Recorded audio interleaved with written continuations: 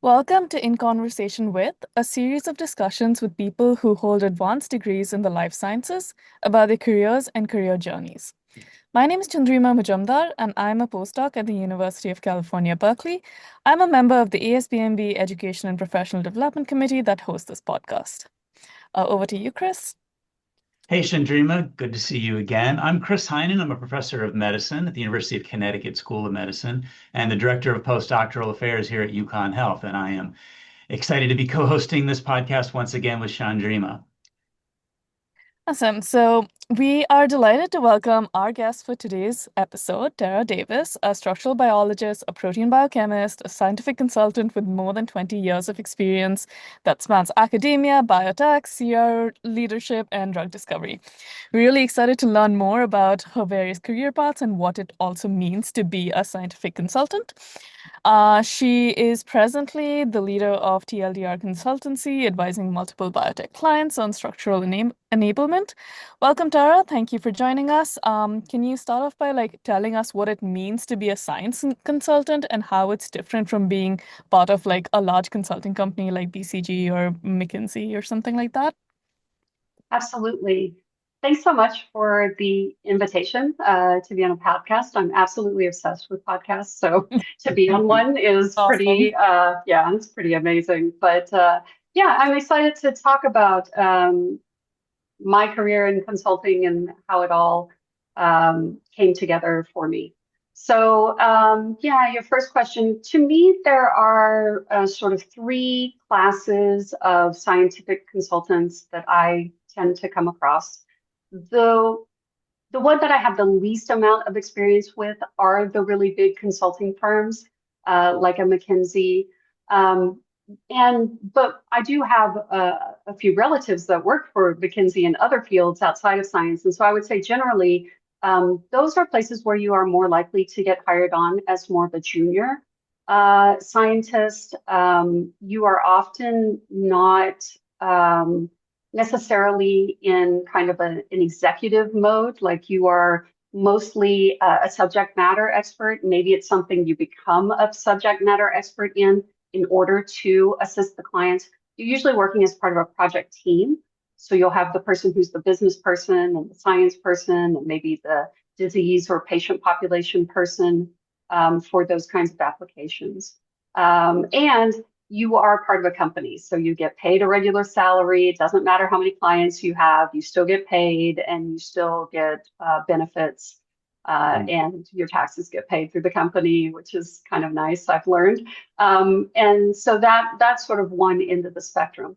Most of the people I know who are consultants are technical or scientific consultants. So they have PhDs in their particular fields. They worked in those specialties for 10, 15 years, and then eventually left sort of a more traditional job and started their own consulting shingle. Most of them, like me, are sole proprietors, so they don't have employees, and most of their sort of administrative tasks in terms of like filing their taxes and making sure they pay everything, their bills on time. They're responsible for all of that.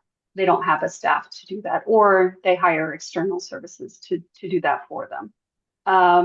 And most of them, I mean, I'm sort of a broad scientist in terms of the kind of consulting I do because I'll touch everything from gene to protein to structure. I work for small biotechs, for large pharmaceutical companies. I'm usually coordinating with external CROs to do the services. And so those can be in America, in Europe, in China, sometimes all of those going at the same time. And I don't really have a particular specialty in terms of the proteins that I work on.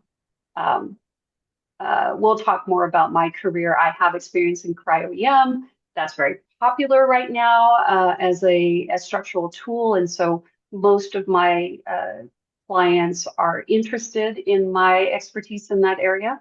But classically, I'm a crystallographer working on soluble proteins, and I love those projects now, just like I did 20 years ago.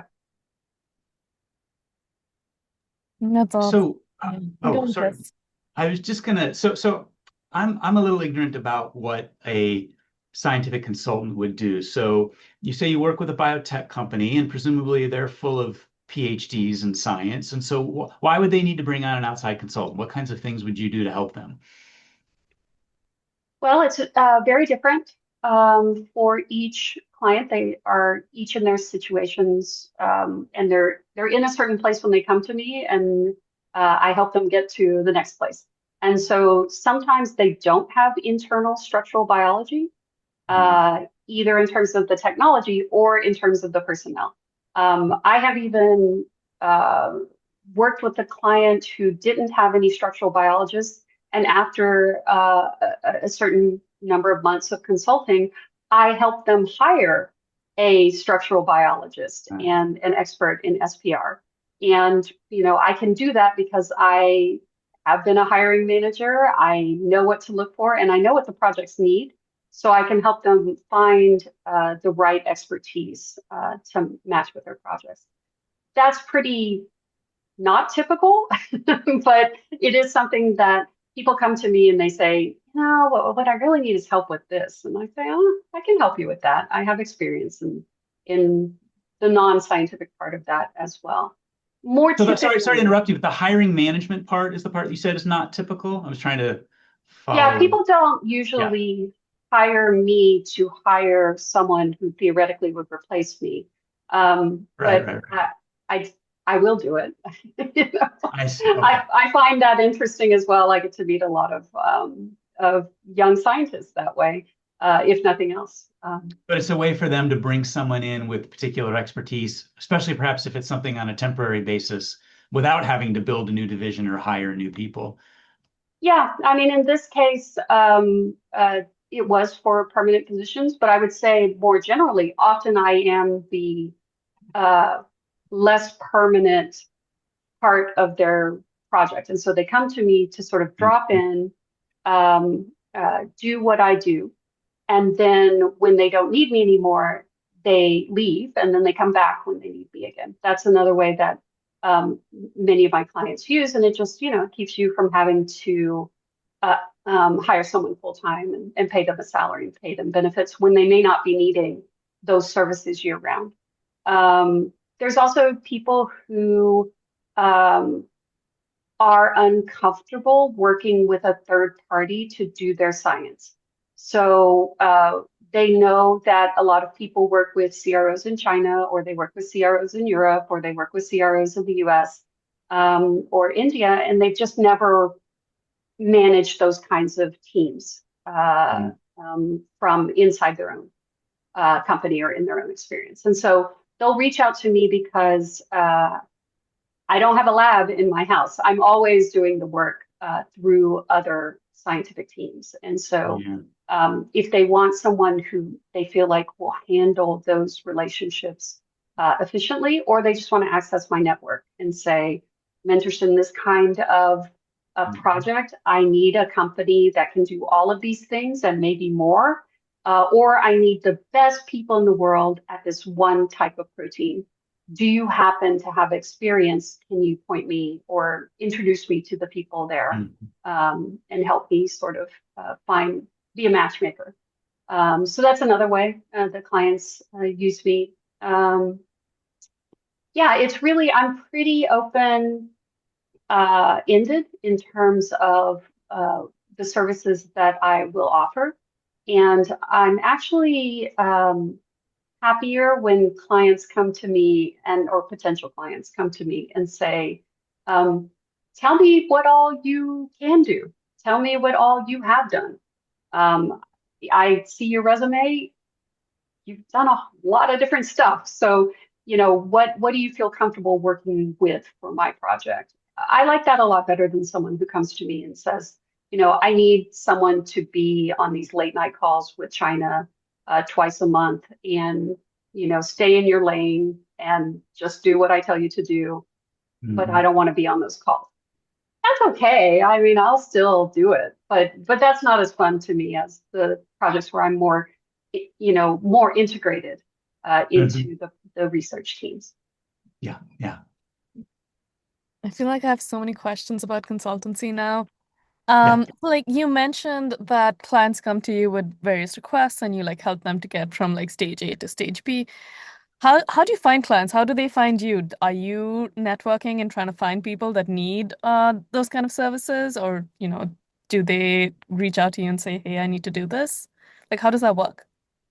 Yeah, so I think it works differently for me than it does for most people because of the way my career evolved.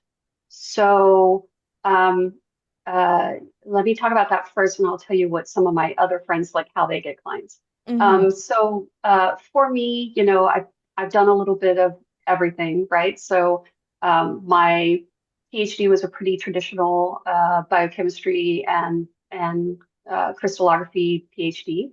My postdoc, I was one of the first postdocs at the Structural Genomics Consortium. So got exposed to the world of, at that time, we were focused on high throughput gene to structure using crystallography. And we were very agnostic. I would say at least half of the targets that I worked on during my time there, they didn't even really have a gene name. They were there, they were orphs, sometimes. And even if they had a little bit of literature, we almost never knew what their actual role in human biology or disease was. We Mhm. may know that they were a kinase, right? And so we just sort of forge ahead. And that agnostic approach, uh, thinking that if you do good science and you get quality data, it'll help you understand something about the system that you didn't understand before. That really was a fundamental like rewiring of my brain. And everything I did after that was from the approach of I'm a technical expert, I'm a subject matter dilettante, but I know what a protein does by looking at it. And I can find the application once I see the protein, or nowadays the complexes. And so from there, I just sort of went for it. Now, as a consultant, that's kind of how uh, I function as well. And so, what was different about me was that at a stage in my career where I was working in biotech here in the Boston area, an old friend of mine, a postdoc from SGC, at the same time I was there, called me and said, I work at a CRO. Uh, we have people all the time who want to use our services. They can't because their protein is low quality. You're the best person I know at helping people make good protein. Would you be interested in being our consultant, working with the clients directly to make sure that by the time they come to us, their project has a much better chance of success? And I was like, yes, please, tomorrow, as soon as Mm. possible. I was working in a job and a job I really liked, but I was like, nope, this is dream job territory. And I'm going to be, I'm already just so incredibly excited just hearing you talk about it for 5 minutes. And so that opportunity changed my career again, and changed it in the most permanent way because it was the perfect match of my capabilities and my the things I like to do in a job with a job. And it was because someone who was an old friend had this problem and thought of me as the solution and then made the job around me providing that solution to their problem. So where do my clients come from? I did remember the question eventually. So, where did the clients come from? A lot of them were people that I met, companies that I met through that process. During that process, I also met other consultants in other areas other than gene to protein.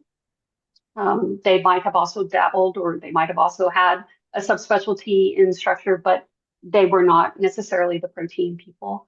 And so now I have a network of consultants on top of having a network of companies, of people at companies.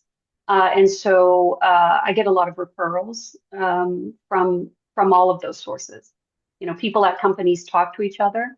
And so at conference, every time there's a major conference, I feel like I often get a call from someone I've never met before after that conference because they talked to someone else at a conference who has worked with me before or knows me through one of the many, many jobs I've had in my career. And so most clients, they come to me. I've been very lucky because I don't know if I'd be very good at it, at doing things like cold calls and trying to hunt down clients and guess that they need me because my sort of work is very early stage in industry.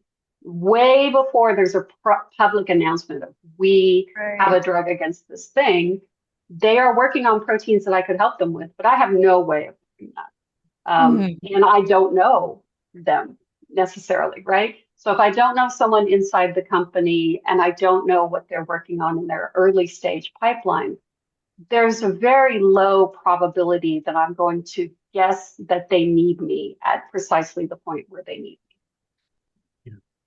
So we'll get back to the specifics of what you're doing now in a moment, but I wanted to just, you've alluded to sort of your professional background and how it's helped get to where you are today. But I think maybe for those listening who don't know your background, can you detail that a little bit more for us? Because you've done a number of different things before you got to the position you're at today. So maybe quickly we can summarize those and then talk about that. Is that a typical path, or would you find is that sort of an unusual path that you've taken? How would you kind of characterize it?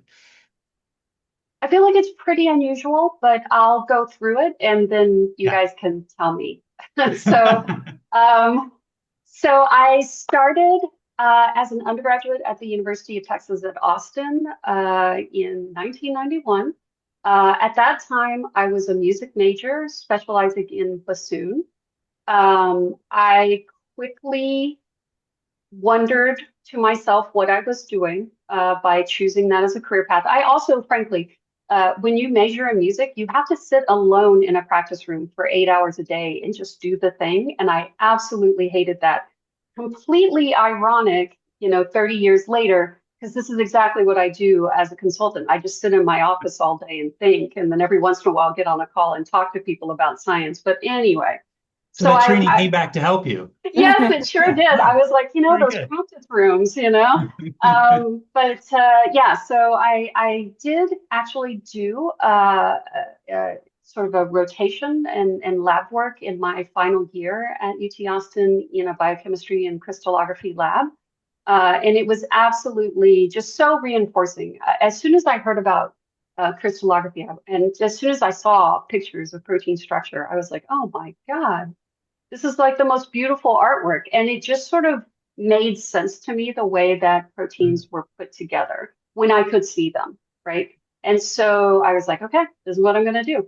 I then uh, got into UT Southwestern, which is a very good school. And actually, my first day of interviews, my first interview said, I don't even know why we selected you as an applicant. You're a very average student. And Oh my I God. said, well, yes, but also there was a reason for that. I mean, I came from a very sort of lower middle class background, and I was working from midnight to 5 a.m. Every day at a trucking company, and then getting up and going to 8 a.m. classes, and then going to work in a crystallography lab. And so, yeah, my Wow. grades were solid 3.0, no more, no less. And so yeah, but then I got past that guy and met the professors who were the crystallographers, and they loved me. And so I got to go to a really great school for my PhD research. And then after that, I was trying to look for a postdoc, and I interviewed with some really great labs, very, very traditional kind of postdoctoral proposals for a crystallographer. And then I saw a posting for the SGC, which, like I said, was brand new at the time, and was just blown away on my visit. These were people who were thinking about doing the thing that I knew how to do, but doing it in completely new ways. And it just really, the idea of solving a structure a month, that was our quota at the time. So I Mhm. was solving a structure, that was my goal, get from gene to structure for at least one protein every single month. I did it every single month for 7 years.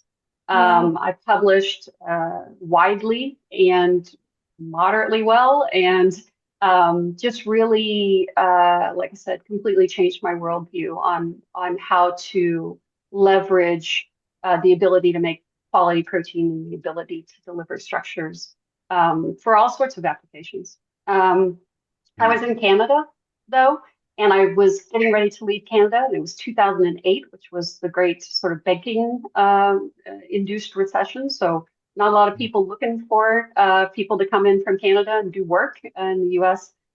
So I was reading a review on the spliceosome, and the professor Melissa Jurica at UC Santa Cruz referenced like five of my structures that I had done at the SGC and said, wow, this is really great. I wish these people would help us, get more structures with the spliceosome. I was like, dear Dr. Jurica, I read your review with great interest, and I am the author of all those publications, these structures. Can I please come and work with you?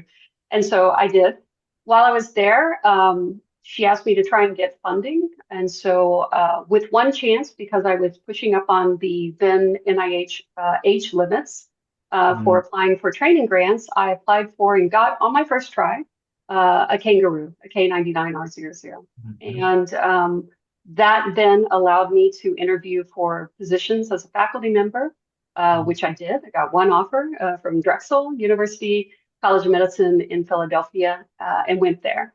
Um, and basically stayed there until the money ran out, and had a few other things going on in my personal life and health wise that told me that it was time for a pretty drastic change. And so I closed up the lab.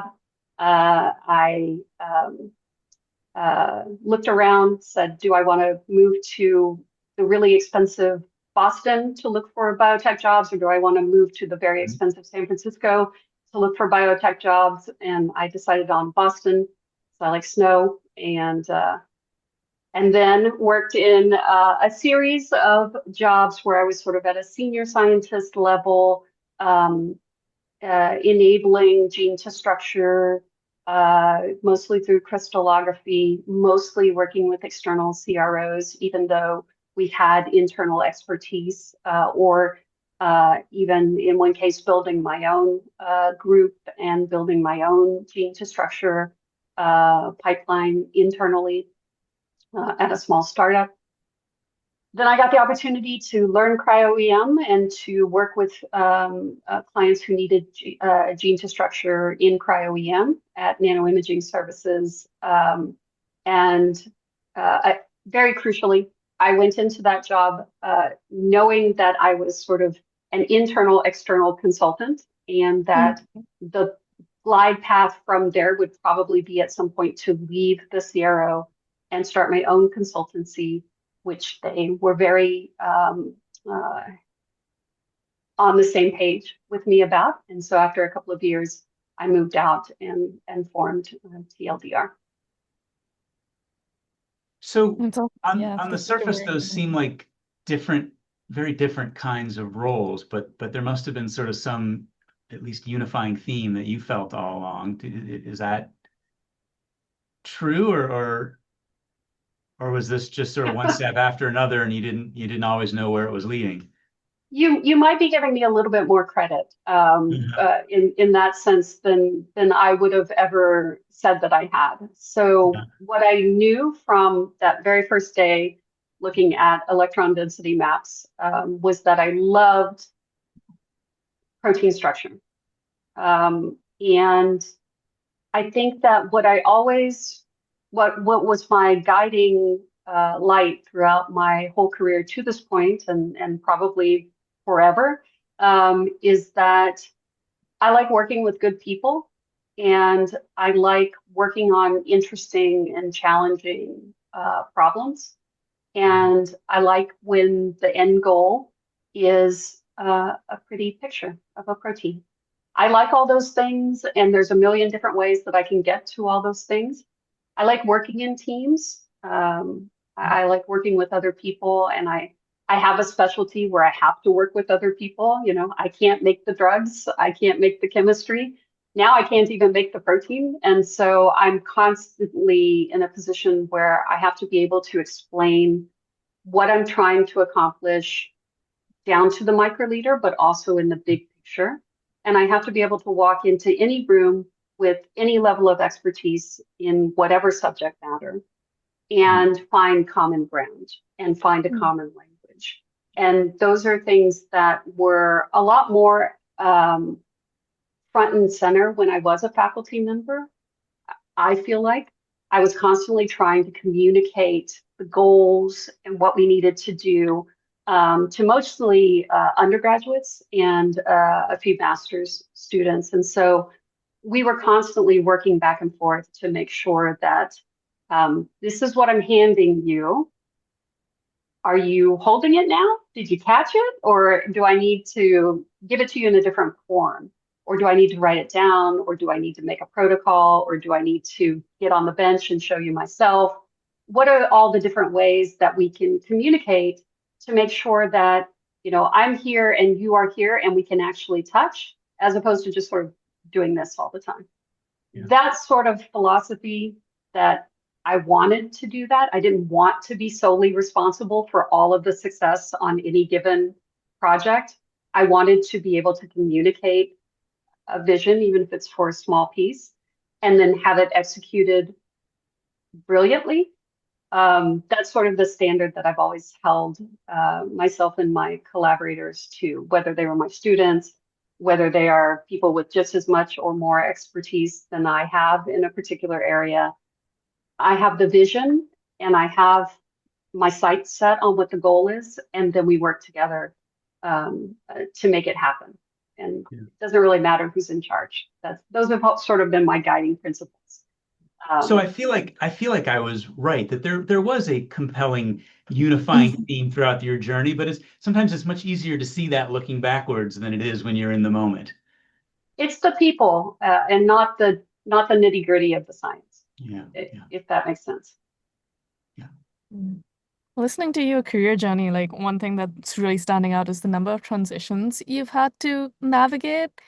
And I feel like as an early career scientist, and a lot of our listeners might be like grad students or postdocs that are managing transitions.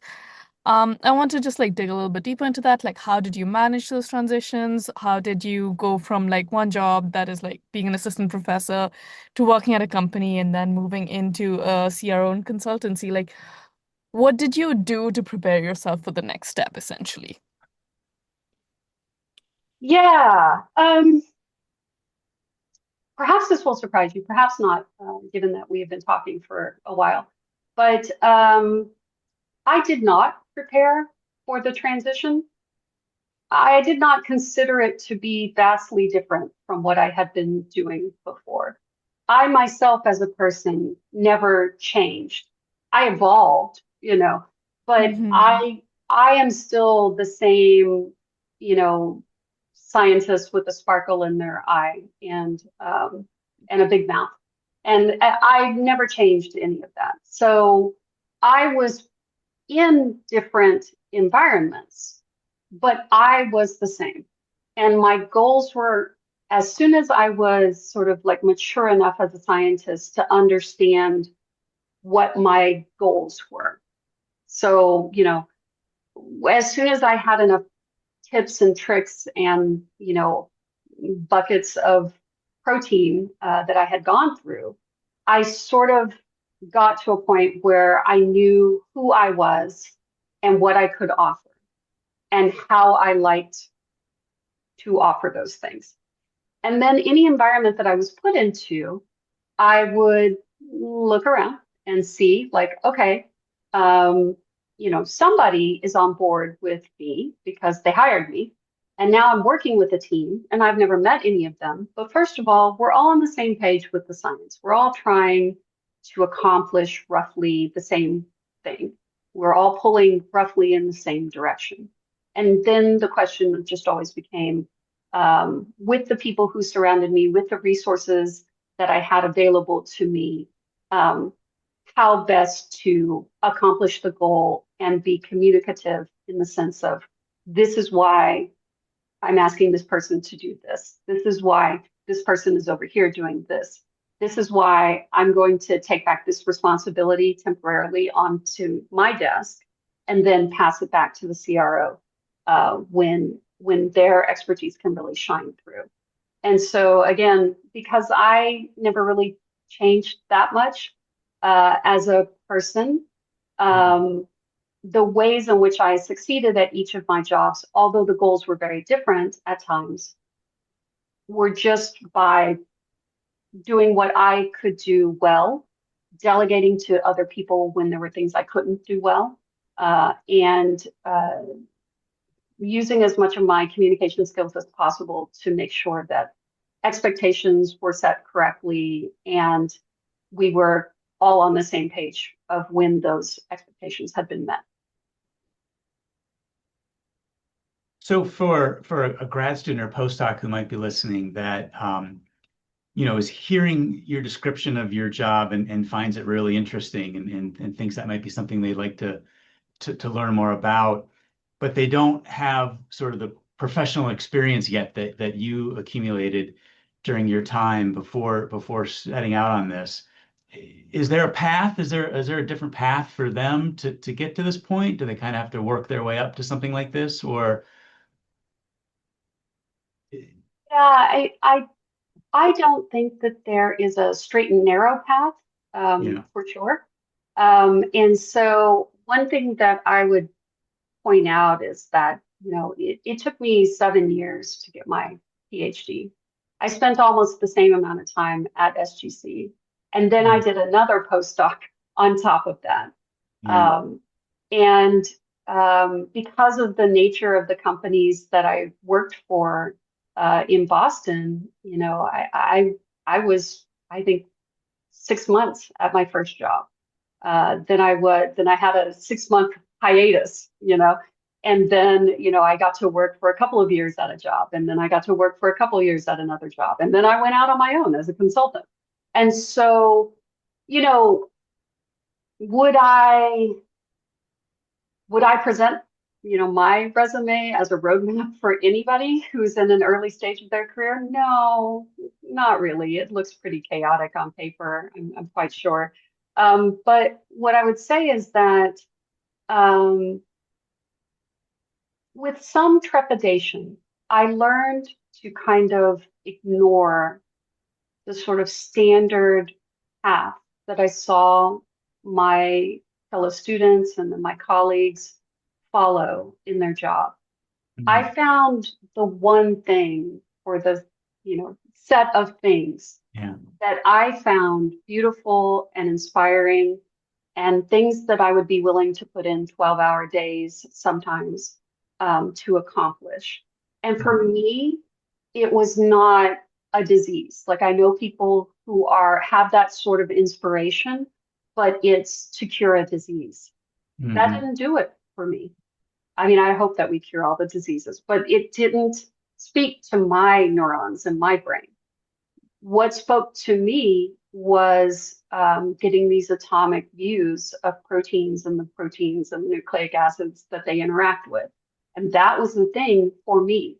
Once I could see that I was always drawn to those kinds of questions and those kinds of tools, I just took any opportunity that I could, that was offered to me, or that I could see and apply for and get an interview for, that would advance those parts of my life, right? So anything that I could learn that could help me get a structure better, faster, more reproducibly, I took that opportunity if someone would let me have it. Mhm. And eventually I made my own opportunities to do that. And so I guess what I would say is that if I had listened to people who looked at my resume and went, "My God, it took her 7 years to get a PhD. She can't be that smart," then I would have, stopped. I would have stopped that journey. I would have said, "Well, maybe I'm not meant to be doing bench research, even though I Mhm. really like it. Maybe I'm not meant to be in charge of a lab because." everybody knows to be a faculty member, you have to follow a certain path. And if you take too long, if it takes 7 years to do your PhD and 7 years to do your postdoc, you're probably not going to make it as a Mhm. faculty. But I never listened to that. I sort of inside was like, oh boy, I hope that's not true, and then I just kept going. And however long it took me to feel like I had done what I needed to do at that stage of my career, that's how long I took. And, part of, not to be too personal about this, but part of why I was able to do this was that I I didn't marry until 3 years ago, and I chose in my 20s, I knew that I was never going to have children.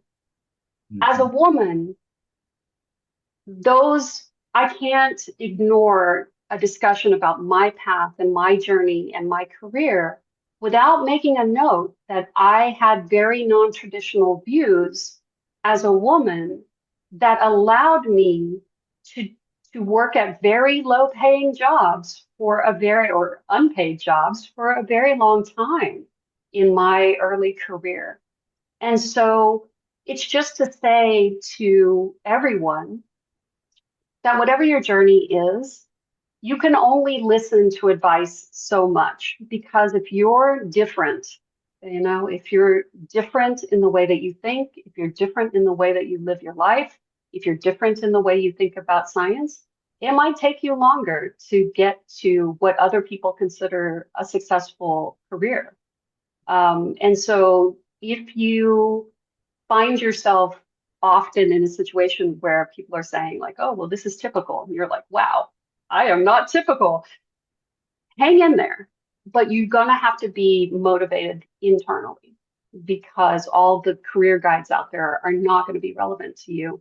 And it can be hard when you're reading all this advice, which is very freely given and comes from a place now. I mean, it's all coming from AI. And so your individual results may vary a lot, you know.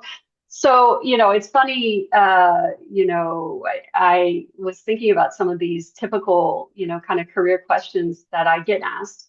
And I always try to find a way to say, this was my experience. And if it's helpful to you to have met someone who has had a very different career experience than most, then maybe that's the lesson more so than, find Yeah. this kind of person to network with, find this kind of job at this stage of your career. Yeah. Maybe just find yourself in the work and then try to follow that as your guiding principle if other people's guiding principles don't work for you. Yeah. Very well said. Thank you for that. Yeah, that was incredible. Thank you. And like it sounds like by following your path and following, your intuition, you really landed upon a career that you really love doing. And I just wanted to ask a little bit more about that. Like, what are things that you really love about being a structural biology consultant? And like, what does your day-to-day actually look like? Yeah, so this might be telling on myself, but what does my day look like? Well, I'm not a morning person, so I don't schedule meetings until as late as possible. So my calendar doesn't open up until 9 a.m. For sure, but I try not to have meetings before noon.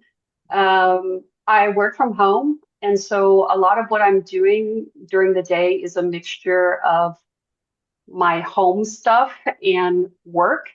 I love this because it's hard for me physically and mentally to sit in a chair for 8 hours a day. That was never great for me. And so, being at home, I can get up and walk on my treadmill for 15 minutes. When I feel blocked, I can go outside and sit in my backyard.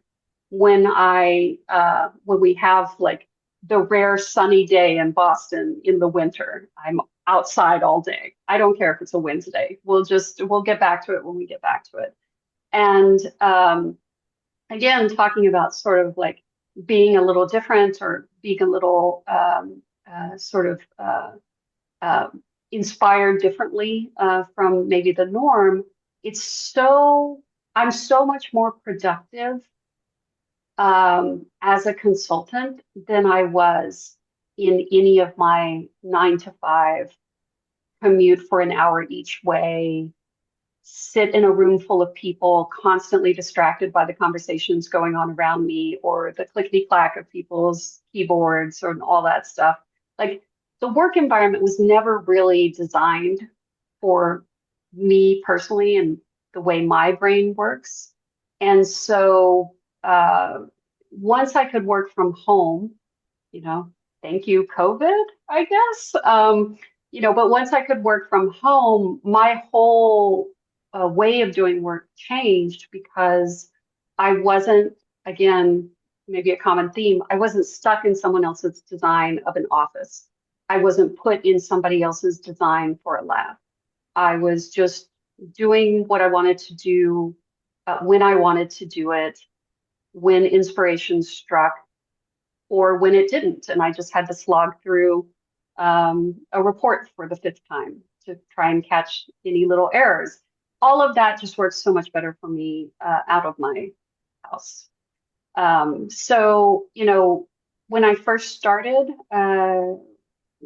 my consulting, it was part of NIS. I was a 9 to 5 job, and I basically would do um, part of the job that I was being paid for at NIS was a lot of client outreach and a lot of client calls. That would normally happen from 9 to 5. And then I would do all my thinking about my consulting from like 5 to 10, because a lot of my meetings having to do with my consulting ended up being after East Coast business hours. So the relief of leaving a sort of structured corporate environment and just being the consultant means that some days I work 9 to 5, some days I work on Saturdays, some days I work from 4 to 10. I work when I feel like I can be productive. And when I don't feel productive, I just leave because the work will still be there when I get back. Awesome. Thank you so much for that. And then kind of as a wrap up, we've talked about it a little bit, but if you could look back on your career and like talk to your younger self about what it's going to turn out to be, what would you say to her? I think, wow, that's a question. You know, I think that what younger me really wanted to know was everything going to be okay? So that would be the one thing that I could tell young Tara that she didn't already know was it's going to be okay.